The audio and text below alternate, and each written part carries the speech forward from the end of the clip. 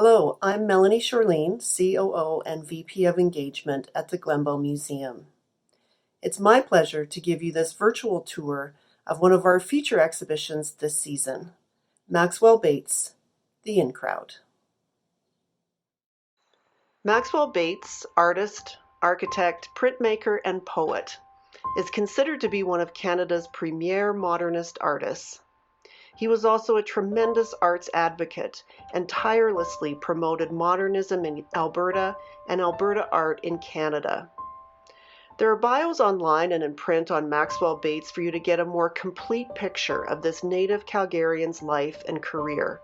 But let's start with a bit of an overview to give you some context for the artwork you're about to see. As an expressionist painter, Bates was interested in the human experience and how it could be explored and expressed through art. He lived through the Great Depression, survived internment as a prisoner of war during the Second World War. He would later publish a book on his experience, and he survived the death of his first wife, May Watson. These experiences influenced his worldview, refining his approach to art. From 1946 until 1962, Maxwell Bates lived in Calgary, where he worked as an architect while developing his mature style of painting and broadening his subject matter.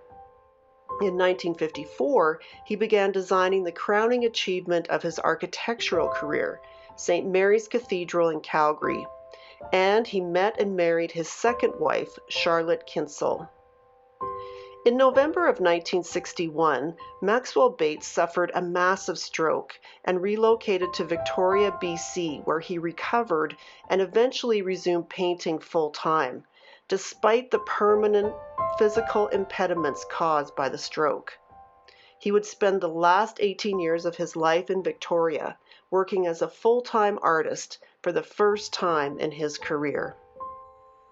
Bates flourished in Victoria, creating some of his strongest and boldest work, and achieving his widest recognition and acclaim. It was in this era that the paintings in this exhibition were produced. Exhibition co-curators Sarah Todd and Travis Lutley chose to focus on these social paintings, as they are sometimes referred to. Although Glenbow has several works by Maxwell Bates in its collection, we didn't have any of these social paintings, which depicted the cocktail parties, art openings, and dining experiences that constituted Maxwell Bates' busy social schedule. The co-curators searched for these artworks from public and private collections across the country, and we're grateful to those who lent their works to this important exhibition. With these paintings, Bates was not just an observer, an artist apart from his subject. He was a participant, although he sometimes found the pretentiousness, exhibitionism, and commerce of the art world distasteful. Bates synthesized many influences into his unique expressionist style. He pursued a variety of artistic subjects, including landscapes, still lifes, abstractions, and, most notably, the figure. For him, the figure was the richest artistic subject. It was endlessly informative and mysterious. In his social paintings, the figure is where artist and audience come together to commiserate over our shared human condition. Maxwell Bates believed that a naive painting technique was the best way to express the figure as uniquely and directly as possible. He stated, "Naive painting is more emotional than painting built on a theory or method invented by the intellect. And this lack of an accepted method or theory has the virtue of allowing the painting to be intensely individual, full of the personality of the painter."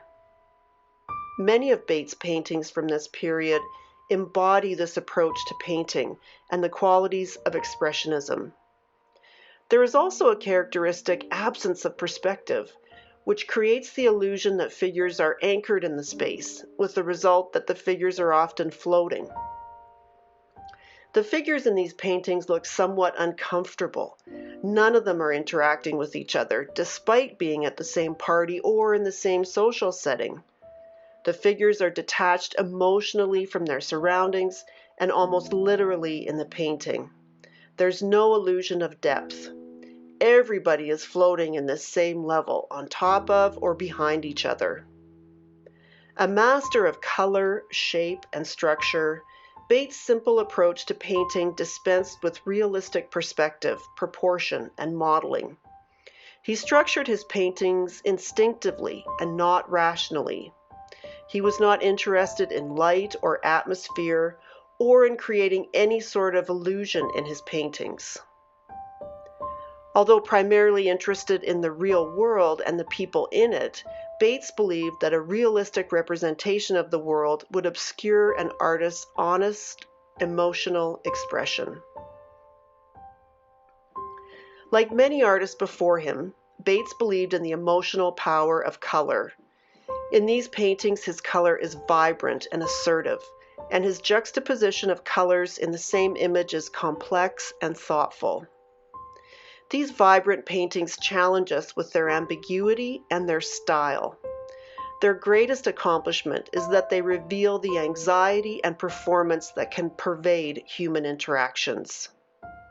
Maxwell Bates believed that his social paintings, in particular his party paintings, were some of his best work because they succinctly captured the subtle and complex qualities of human relationships and interactions so well, a quality he was always looking for in his subject matter.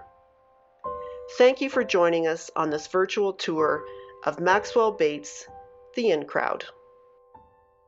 Before we sign off, I'd like to thank Masters Gallery in Calgary for their support as lead sponsor of this exhibition.